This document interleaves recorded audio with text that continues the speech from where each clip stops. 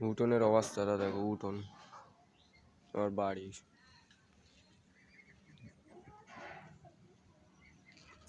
আকাশের বন্যায় একদম বুড়ে গেল, দেখতে পাচ্ছ।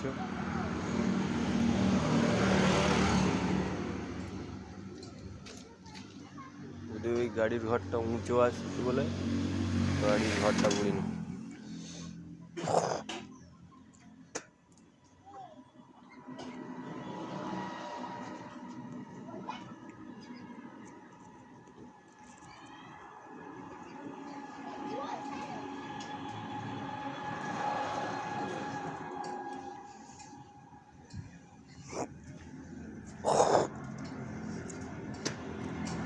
এটা বাড়ির উঠোন, ওটা পুকুর, দুটোই সমান হয়ে গেল।